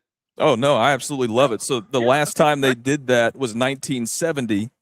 So it's been 56 seasons since they've done it. And And Thursdays are Throwback Thursdays on the Front Porch Sports Radio Hour. So why not announce it today and throw it back today back to the 70s, right? There you go. Throwback Thursday. Hey, Now, hey, Alabama. What about that quarterback position? Austin Mack, Keelan Russell. Who do you like there? What are your thoughts on them? Austin Mack has been waiting his turn at Alabama. I mean, he came with the board from Washington State. Then he's been waiting. I guess this is his 5th year or something like that. I mean, Austin Mack has been waiting. Keelan Russell's the number 1 quarterback in his draft class, or number 2 quarterback in his draft class. I mean, you're probably going to get 2 different style quarterbacks. I want to say Austin Mack is this big, tall, pocket passer presence type of quarterback. Keelan Russell is more of a very mobile quarterback. I'm not a fan of a 2 quarterback system. I think nowadays in college football, it's not really a bad thing to have 2 quality quarterbacks. But that's why Kalen DeBoer gets an extension. That's why he gets paid, getting paid the big dollars, as you all were just talking about, to make these decisions. And, he and Ryan Grubbs, he being Kalen DeBoer, are going to have to sit down and make that decision. I don't know. I haven't seen enough of both of them to really make a determination, but that's what those guys get paid the money for, right, Kelly? I mean, they get paid the big bucks to be the offensive coordinator and the head coach, and they have to sit down and make a determination, just like they're going to have to make a determination at Vanderbilt between Berlowitz and Jared Curtis, which is the best move for the team. I think Tennessee's decision has been made. I think the Faison is going to get it there. But as far as Alabama goes, I mean, it could be, kind of what have you done for me lately? If one starts to sputter, Keelan Russell makes mistakes. If he's put in there and starts to make mistakes and not be as efficient on offense as the coaches would like, you've got somebody competent behind him. I think he could get the hook, and Austin Mack could come in. Yeah. Hey, and about the head coach, this contract extension, and obviously Brent Venables got a big time extension this morning as well from Oklahoma. We've kind of been tossing it back and forth like we kind of feel the same type of vibe around both of these extensions. Like everybody we've talked to has said, we just haven't seen enough for this to really be what he deserves, being Kalen DeBoer. And you could look at this graphic here and read all the details about it. Kalen DeBonus. I know you like that, but what do you, as an Alabama fan, do you think that this is the right move? Do you think it's deserved? Look, any Alabama fan, including myself or the whole state of Alabama, whatever the deal is, even if you're an Auburn fan, I don't care. If you think it is easy to follow what Nick Saban did at Alabama in any type of successful, any type of comparative way, then you're smoking something that's not been legalized in the state of Alabama. Okay? I'm just saying right now, you are sadly mistaken, my friends, because comparing Nick Saban to anybody else, and especially Kalen DeBoer trying to follow Nick Saban, and make that comparison, you're just going to be disappointed. You're fooling yourself. You're not living in a real world. Now, with that being said, Kalen DeBoer, I mean, he's having a terrific recruiting class for next season. He's got one of the top recruiting classes coming in next fall, and also has got some top recruits for 2028 already. So he's out there working hard on the recruiting trail, which in today's world, a lot of colleges are just sending bankers and a blank check to high schools and recruits' homes and to their agents. So getting kids to commit early that are top-notch quality prospects is a tough thing to do in today's college world. But Kalen DeBoer and his crew are doing it.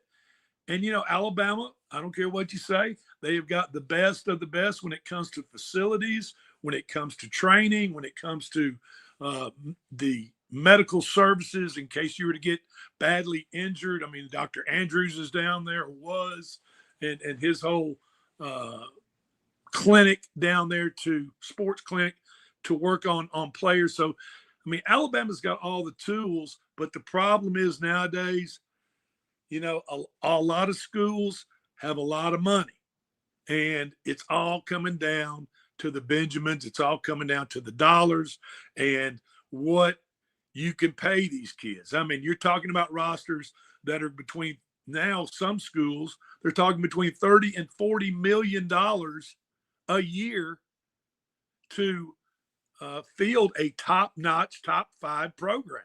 And, when you're Alabama, you're now competing with Texas Tech and Texas and Miami. The University of Miami has suddenly made a resurgence through the NIL deals and being able to pay players. I mean, let's be honest, getting Carson Beck down there was a big deal. And so now at Alabama, as far as giving DeBoer an extension, hey, what is this? His third year? This is going to be his third year. Yep, this will be his third season. 1 year he just missed the playoffs, right? He didn't make. He was like the 13th. He was the first team out in the playoffs. Last year he got in. I mean, if you can get in to the top 12, if you in this day and age, if your football program can get into the top 12 teams in the country at the end of the season, then you're and have a shot at hoisting that trophy,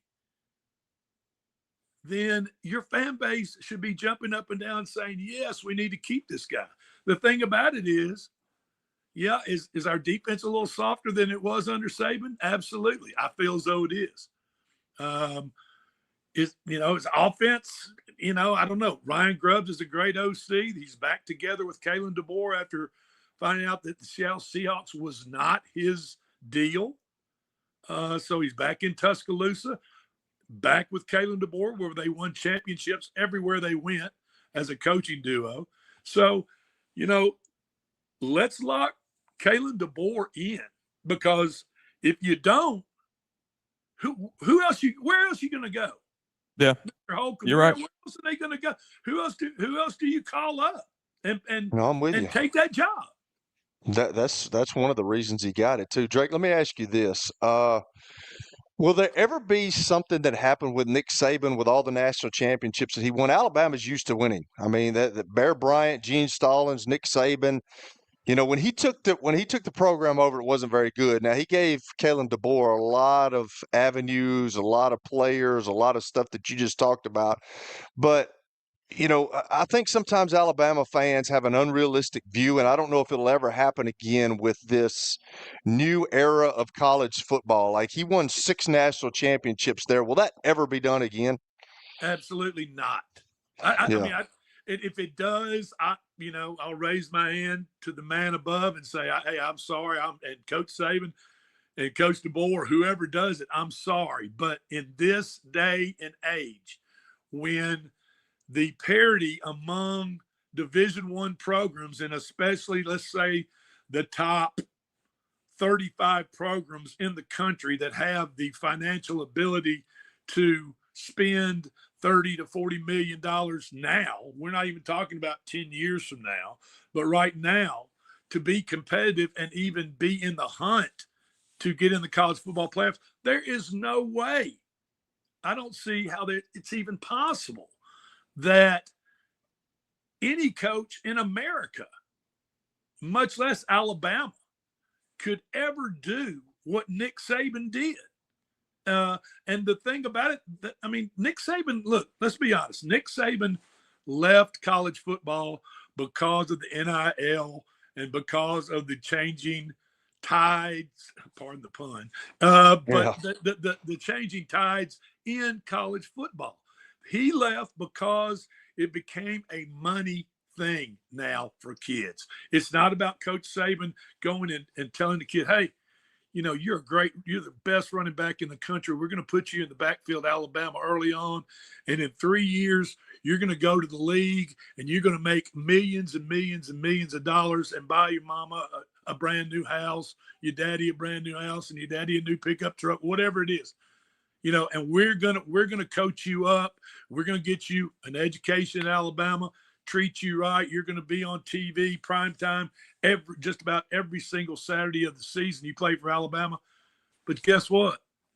Nowadays, it's all about them seeing how much money they can make, see how much is going into their bank account, right? I mean, and that Nick Saban knew that, figured that out. And he has said such that the college game had changed so much because of NIL and money that it's not even the same. It's not even the same. How do I put it? It's not the same game. It's not the same game. It's not the same of being a football coach anymore. You're just kind of a money manager. Right. Right? Do you think that do you think the traditions, you think with all this money that's coming to it, do you think kids when I was growing up, I was on the Alabama border. Coach Thompson played for Bear Bryant. I wanted to go to Alabama. I got recruited by those guys. Things didn't work out. I learned years later that they were going to offer me a scholarship. It was fine. I made it to the National Football League. But, guys in the state of Alabama want to go to Alabama, and then they want to go to Auburn. But do you think that that's changing with the money, with the way things are going, because Alabama doesn't have the stigma anymore? Because if you can give this guy $1 million and we can only give you 250, does that matter anymore about the Alabama mystique? I don't think it does. I really don't think it does, unless there's some type of legacy situation. When I was at school, I had a good friend of mine played center for Alabama, Wes Neighbors. His daddy, Billy Neighbors, played for Coach Bryant, and Wes. We knew him and hung out with him, and he was a good guy. He was a legacy guy. Maybe the legacy guys, they have some tie growing up. They were taken to Alabama games as little kids. I mean, that's about the only tie-in you're going to get, because, let's be honest. Why do you think Jared Curtis changed from Georgia to Vanderbilt? I guarantee you, somebody at Vanderbilt, they asked Jared Curtis, how much are you making? How much has Georgia promised you as a 5-star quarterback out of Nashville Christian? How much do they promised you? And we'll match it we'll match it, or maybe even a little bit more if you come to Vanderbilt. I guarantee you that happened. Why else would he? Why else? Yeah. Why else would you change and go to Vanderbilt instead of being the man down in Athens, Georgia?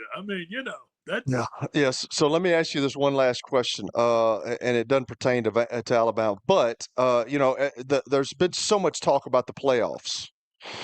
Well, what is your magic number? Do you like 12? Because you hear 16, you hear 20, you hear 24, and my whole deal with 24 is all these coaches want it because they think that, I understand that, but they think that if I can get in, that at least gives me another year or two to coach at the place I'm at right now. That's why they want it. What's your say on that? Do you think it's good at 12? Do they need to move it? Because they're going to move it somewhere. Do you think it stays at 12? Well, first of all, I fully believe that getting into the college football playoffs now at 12 teams is probably a pretty big deal. A lot of coaches are probably hanging their hat on that, going, well, we were in, hold on. I know we're having a bad year right now, but last year we were in, right? We were on the top 12, and we're down a little bit this year. So that might get them a little, hell, Phil Fulmer got an extra 10 years after winning, backing into the 98 championship. That's right. And then come on. Hell, he got beat by Wyoming. He got beat by a 7-on-7 team in Knoxville on homecoming. Wyoming. All right. Okay, I'm sorry, Big Lou. But anyway. All right. But like I said, what number I'd like to go back to 4. to be Oh, honest. wow. But to be fair to everybody, the 12 with the bye thing, I'm kind of thinking 8, and everybody plays the same amount of games to get to the national championship game. I don't feel as though the 11th or 12th team or 14th or 16th team in the country after the season is over has a chance of competing with Ohio State, Indiana, with their team, Miami. They don't have a chance.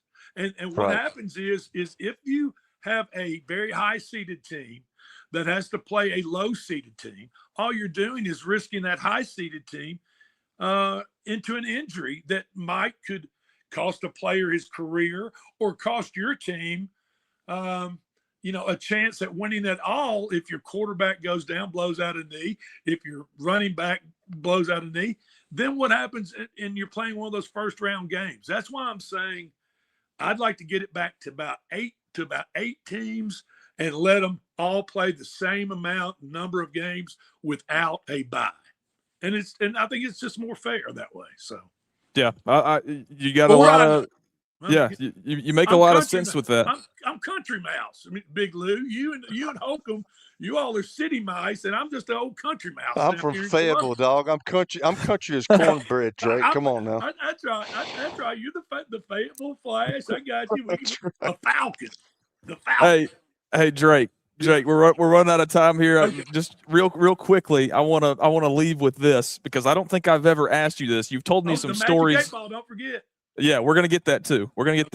But I wanted to because you were a TSSAA basketball official for 30 years. Do you know Mr. Ray Moffitt? Did you know Ray Moffitt from Fayetteville area? By the way, he was my supervisor. I know who you're talking about. He was my supervisor, the South Central one of the finest men I've ever known. He and Gabby Street and that bunch from down around Fayetteville, they were my supervisors for 30 years in TSSAA. But anyway, go ahead.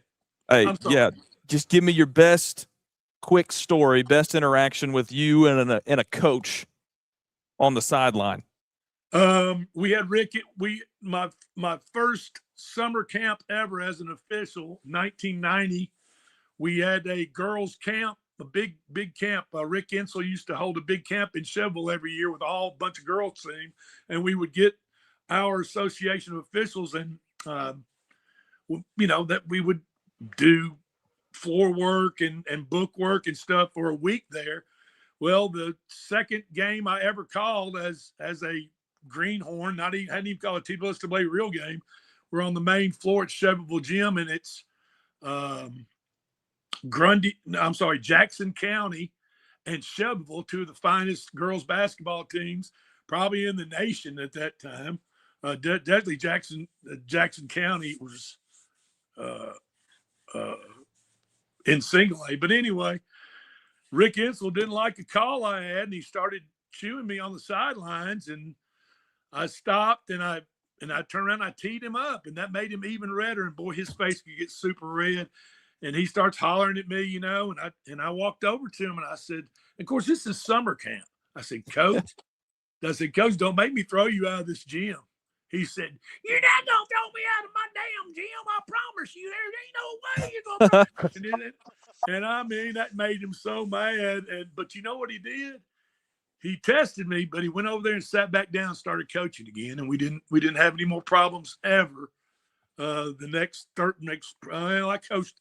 He lasted about another 15 years there, and before he went to MTSU. So, but that's basketball. It's fun. More people ought to officiate. It's not as bad as it is. I know it seems like it's gotten terrible, but the TSSAA can use good, solid officials in every sport. And if you're thinking about it, go on, get your feet wet, jump into that pond. The water's fine. You can do it. And the TSSAA needs more good quality officials. I promise you. So yeah, they do. The Magic 8 Ball. Let's get it. What is it? Magic 8 Ball for tonight. Yeah, come on with it. Take the San Francisco 49ers -1 against the Texans. 7:00 kickoff. Magic 8 Ball is spoken. So okay. There you go. Thank thank you for having me on. And Yeah. Kelly, nice to meet you and talk to you. So you Big too. Lou, I might see you this weekend, right? Yes, next weekend for sure. Maybe this weekend. Hey, appreciate you coming on. You're good to do it. Peace. Great information as always. We'll talk to you soon. All right, guys. Have a good night. See ya. That was Drake Colley with the Front Porch Sports Network. He's inside of all that Alabama stuff. He reads about it probably 24 hours a day, as you can tell. But, Kelly, we're going to go to the phones after the break here. So hopefully we can get some interaction from some red-blooded Americans. We need some leadership roles. I know George isn't here. Lewis is here. Everybody's upset about that. But 615-759-9949, 615-759-9949. We will take your calls and questions next on the George Plaster Show. When I got my first car, my dad told me, keep the gas tank full and my number on speed dial. Now parents are telling their kids, save 615-242-9000 just in case. I'm Blair Durham. If you or someone you love is in a wreck, call us. We're here to get you the money you deserve. Been helping people in this area for more than 40 years. They're headquartered in Murfreesboro with over 30 years of dedicated fleets involving production, manufacturing, and corrugated experiences. They're an asset-based company with over 700 tractors, 4,000 trailers, and 800 drivers. If you need their help, dial them up 615-793-9500 or log on to ventureexpress.com. If baseball is just like music. You don't believe me? Let me show you. It's jazz, improvised, and unpredictable. It's rock. The crowd explodes like a guitar through a wall of amps. It's rap, fast, sharp, all rhythm and timing. It's country, nothing but 3 outs and the truth. Do you believe me now? Look, no matter what music you're into, the hardest track in town, Nashville sounds baseball. Welcome to Hit City. Convenience and value, 2 words that we expect when we do business. Our goal at JHA Company is to deliver just that, both to our school partners and to our customers. Whether you're purchasing photos, yearbooks, class jewelry, letter jackets, school spirit wear, or senior graduation products, we strive to make the experience easy, convenient, and cost-effective. Find out more at jhacompany.com or call 615-867-6345 for more information. JHA. One source, one company. Live here on ESPN 94.9 The Fan.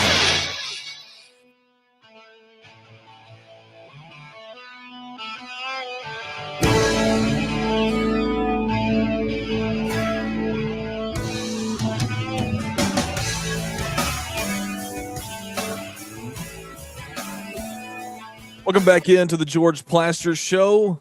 Not George Plaster here. This is Lewis Maddox, co-host, now host for this week, joined alongside Kelly Holcomb.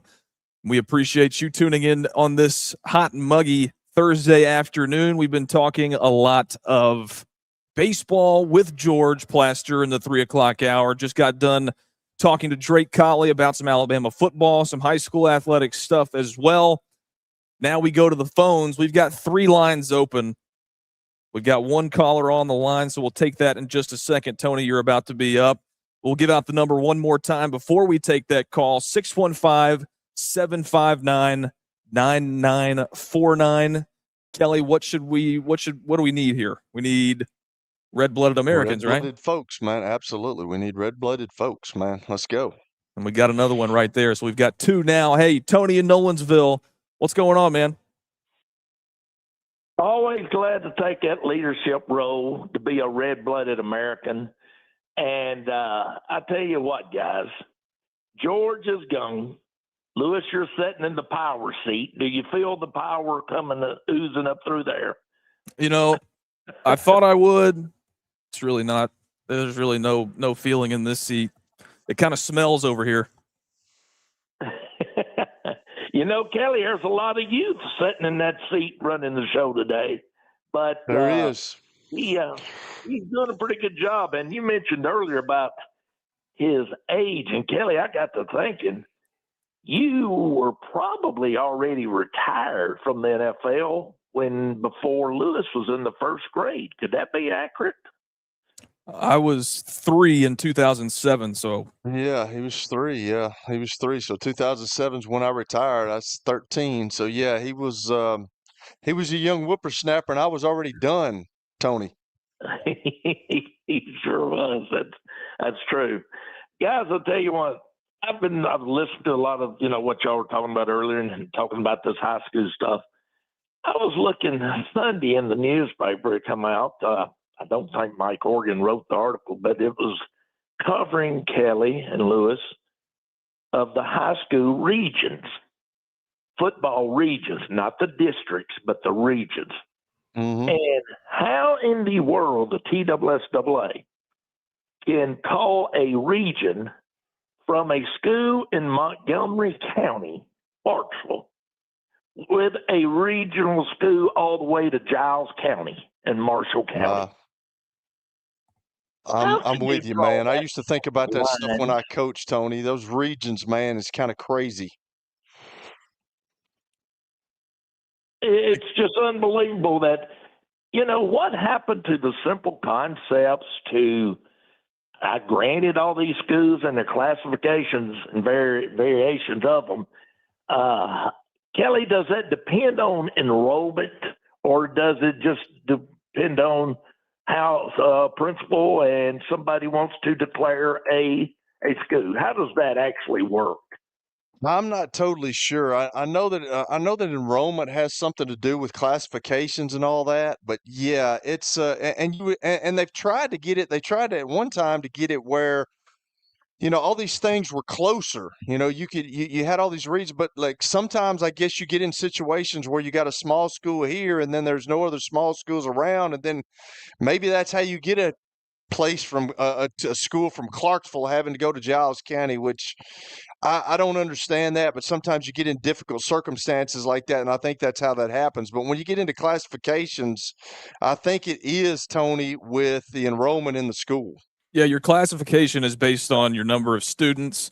I don't think region is based on that, but yeah, it's like the TSSAA is feeling some trickle-down effect from the conferences in the NCAA with the conference alignment. I mean, it's kind of like the same thing. We've got teams from either side of the country that are in the same conference. It doesn't make a whole lot of sense.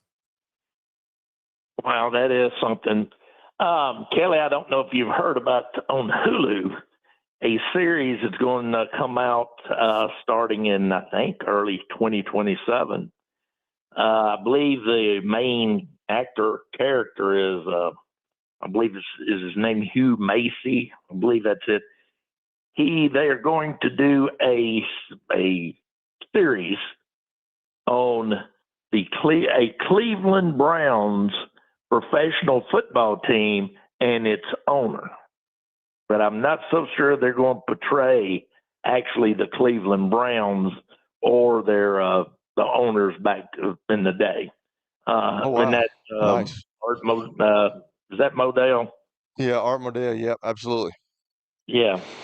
And so I don't know how much that's going to be portrayed, but I did come across that the other day. Now, and the show's going to be called The Land, and it's going to be The Land is what they're going to call it. So, Kelly, you didn't want to watch quarterback. Is that something that you'd be interested in watching? I mean, I may watch that. I've already been through that. I've already lived that life. I understand It's different now. I still hadn't watched the quarterback stuff. My brother told me about it. You've told me about it.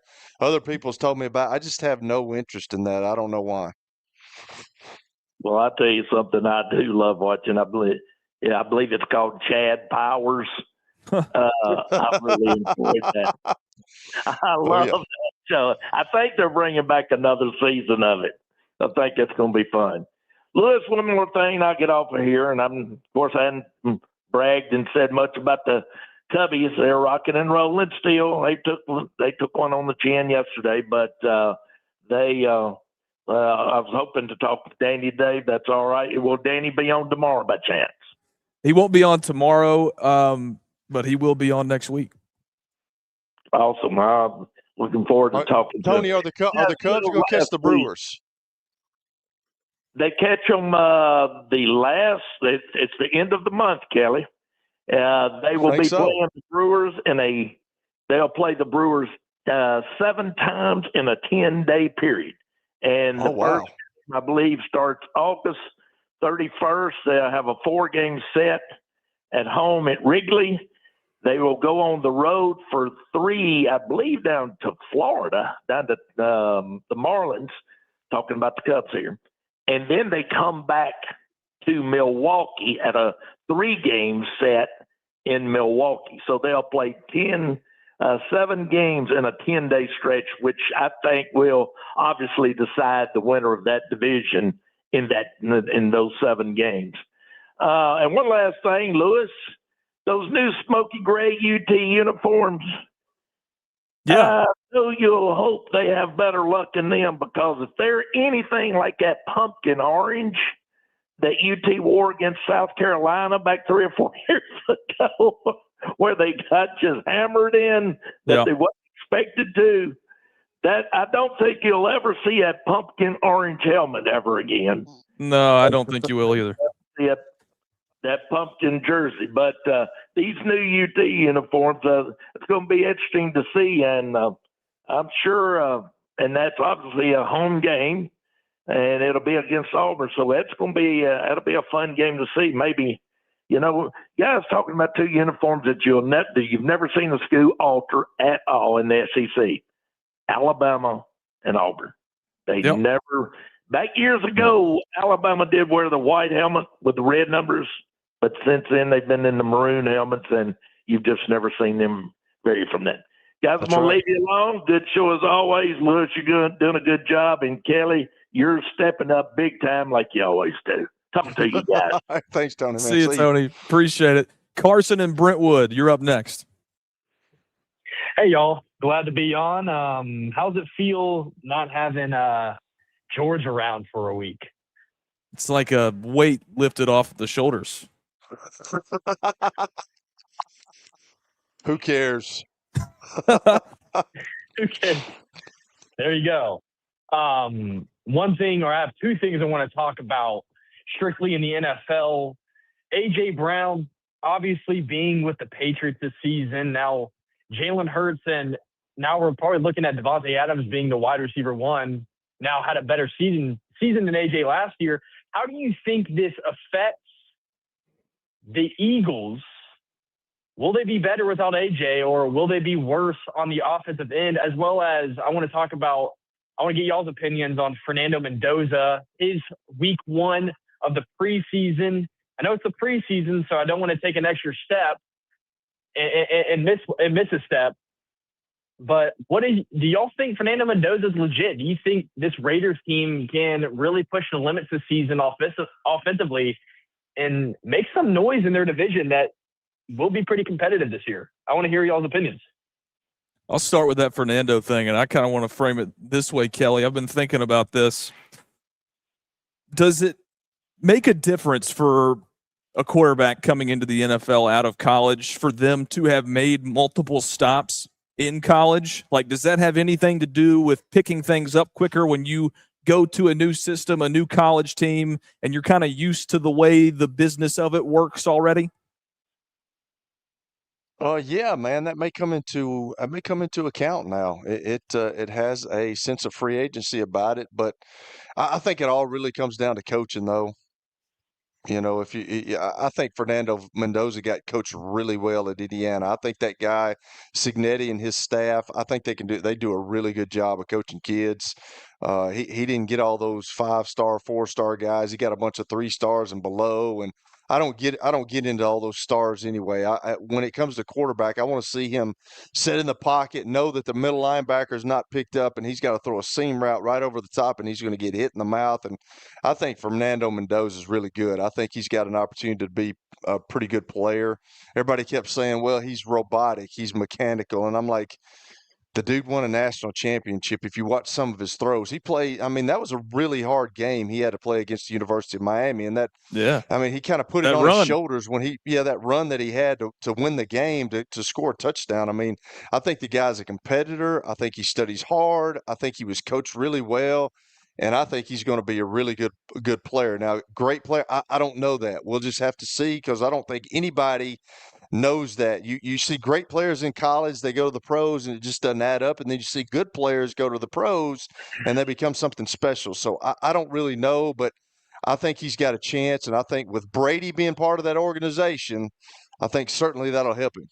Yeah, a lot of people hadn't been talked about enough is that Tom Brady is going to be somewhat this guy's mentor. I don't know how much he can be involved with that as far as his TV contract works out, if that's considered not fair or what have you. But yeah, that plays a big part into it. As far as the A.J. Brown stuff goes, here's my take on that. The Eagles were talented enough to win a Super Bowl before he got there. They just picked up a Biletnikoff winner and Mekhi Lemon. I don't think Philadelphia is going to miss A.J. Brown whatsoever. If anything, he was a diva in that locker room that caused more problems than solutions. Kelly, do you agree with that? I think it's kind of like what George said, and I've said it before. I mean, I've had guys in the locker room. It's the Juan Soto effect at New York. Like, he's out, but the Mets are winning. I think that's what happens. I think that Jalen Hurts is a different kind of quarterback. He is not a very vocal guy, man. And I think he played bad a couple of years ago because A.J. Brown was on him the whole time. And I think that had a problem. I think that started to weigh in the locker room. And I think when you got a guy like that, like you want guys like that, but sometimes it becomes annoying because you want a guy that wants the ball. You understand that, but there's only one ball on the field at one time. Sure. And I'm the quarterback and there's five receivers out there. Well, I can only throw you one pass every now and then. But when you start acting like A.J. Brown did, I think it becomes a distraction, and I think they'll probably do better because here's the deal. Jalen Hurts has gotten a lot better. You can tell that he's a hard worker. He's worked on his passing. I don't like when he runs to the right, but you know what? They won a Super Bowl, and you've got to get to that coaching staff. They do what he does best, and I think I'm like Lewis. I think since A.J. Brown's gone, I think the Philadelphia Eagles will be better. I really do. We got a sniff of that in Tennessee, and we kind of see how it played out in Philadelphia. I think he'll be a good addition for Drake May. I think that helps him out a lot, having a veteran wide receiver if he can keep his head on straight. Hey, Carson, we appreciate it, man. We'll go to Jeff in Murfreesboro, last caller of this segment in Murfreesboro. Jeff, go ahead. How's it going, guys? Kelly, can you hear me? I don't think Kelly can hear you. Must be a turn down by Georgia. Brandon Lehman's turned it all the way down in Atlanta, wherever he's at watching the Braves. Nobody cares. So, first of all, I was going to say that they go by enrollment. Tony was talking about Clarksville. They for their schools like Kenwood and them, they're 5A in football, and they're in the same region as Henry County and Dixon County in football. Kenwood, Kirkwood, and all them. Northeast. Clarksville High School is in the region with the national schools, Antioch, Cane Ridge, Overton, McGavock. That's who's in their region. Clarksville, Rossview, it's 7 schools for football. Clarksville, Rossview, and West Creek, they've got to go to Nashville to play region games. Some of them, I don't know how many they play a year, 4 and 3, whatever it is. But it's about your enrollment and where you are. I mean, different schools. We all know football, it's way too many classifications. 9, true? In football, is it 9 classifications? Tennessee, high school football. That's too many classifications. True? How many classifications in high school football, Kelly? Is it 6? 9. There's 6 there's 6 in public, and then there's 3 in private. Okay, so 9. 9. There's 9. It's too many. Some sports have 2 and 3, and they do A, AA, AAA, whatever. The volleyball has 3. They added a 4th one to baseball and softball 2 years ago, basketball, which they shouldn't have done. And they're talking about getting rid of basketball, which they put a shot clock in, right, Lewis? Yes. You know yeah. They put shot clock in high school basketball. Let me frame that to Kelly that way. The 9 classifications, and less classifications in other sports, smaller sports than football. Do you think that 9 classifications is too many?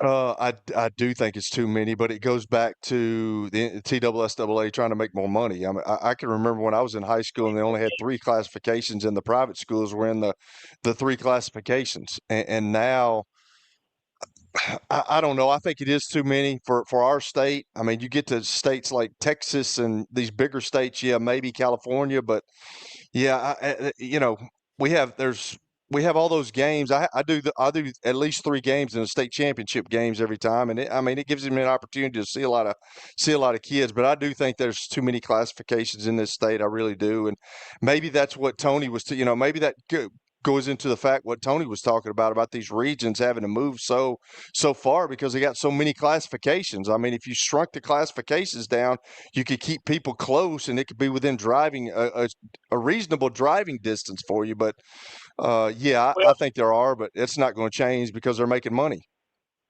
Well, think about these two guys. In the public schools, there are 32 teams in the playoffs. They take top 4. They used to take top 2 years ago. In the District 70, they had bowl games. Of course, now they don't. There's 32 teams in the playoffs in each classification. True? True, Kelly? Say that one more time, Jeff. Teams. They take the top 4 teams in each region. Yes, top 4 teams in each region to the playoffs. Yes. When you start the playoffs, there's 32 teams in the playoffs. So you look at every year. You look at the first round, especially. The second round not as bad, but the first round, look at all the blowouts: 56-0, 49-7. Teams making it 2-8, 1-9. I mean, Kelly would agree with me on that. These teams don't need to be in the playoffs. If you're 1-9, 2-8, you don't need to be in the playoffs. True? Oh, that's absolutely true. He's talking about probably back when you played, the 2 top teams from the region made the playoffs. Now it's the top 4. It's 32 total. 4, yeah. And there's so many blowouts, is what he's saying, in those first and second rounds because these teams are 1-9, 2-8, 3-7 making the playoffs because they've got a couple of district wins. Oh, yeah. And last year in the state championship games, I've never seen so many one-sided games in all my life. I think I did the only game that was close, and it was the Brentwood Academy Baylor game that was in the private school division, and it was actually a game. But the other ones I did, they were all blowouts, and I'm afraid that's what we're going to start seeing in the state championship games. You're going to see a team that is just better than everybody else, and then you got these mediocre teams. So I don't know where it goes, but I think that's what we're going to start seeing more of. Well, thanks a lot, guys. Appreciate it. Thanks, Jeff. Good phone call. Hey, we'll come back for the last segment here. We'll have a short one. We'll preview tomorrow and wrap things up Thursday on the George Plaster Show. Stick with us. We'll be right back. When I got my first car, my dad told me, keep the gas tank full and my number on speed dial. Now parents are telling their kids, save 615-242-9000 just in case. I'm Blair Durham. If you or someone you love is in a wreck, call us. We're here to get you the money you deserve.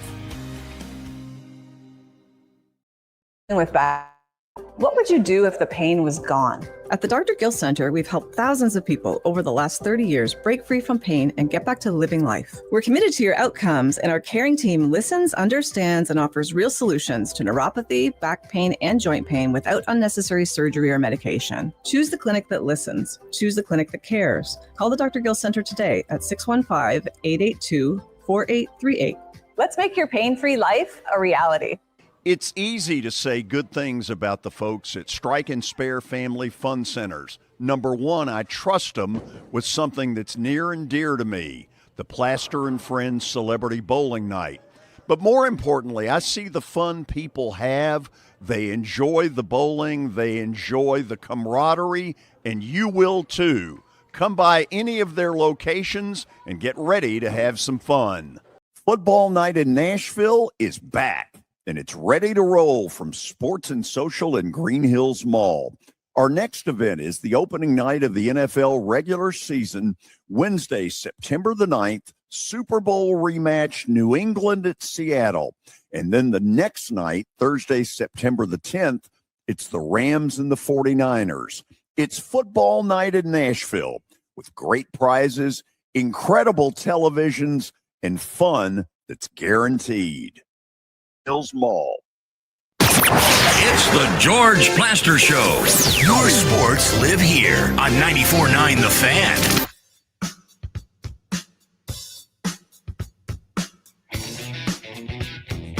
Kelly, we've got about 2 minutes, so we'll just run down what's going on tomorrow. We're going to hear from George Robinson, one of the sports editors at the Tennessean for high school sports.